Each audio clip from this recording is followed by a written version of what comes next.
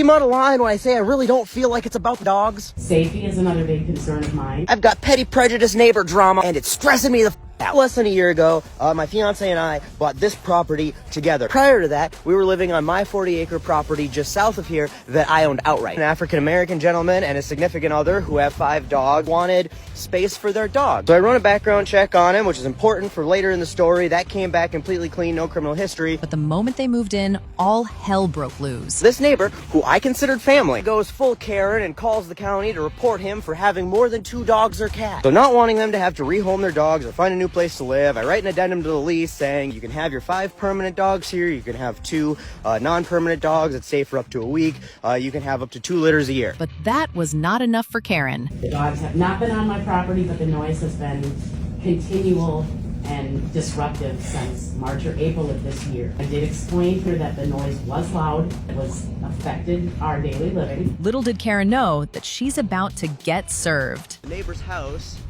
is, you can kind of see the roof over there. My house is way over there. No dogs out here. Hearing any dogs barking? Man, that is silence. The noise was loud, it was affected our daily living. Puppies. That's the loud, obnoxious barking. Safety is another big concern of mine, especially now knowing and seeing with my own eyes the amount of dogs that are there. The vicious puppies here. Oh, the vicious puppies. Look at you guys.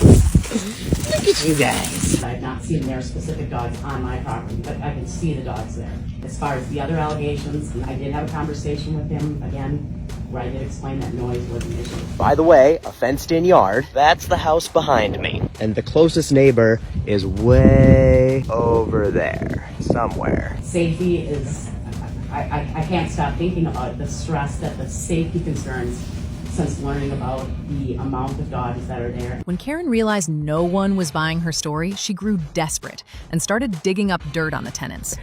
True colors really came out to shine. I did my research and found out that you've just got trash human beings living over there. They're violent, dangerous, convicted felons. I don't know what Detective Karen could find that the Zillow background check couldn't. I'm out of line when I say I really don't feel like it's about dogs. But Karen herself isn't clean.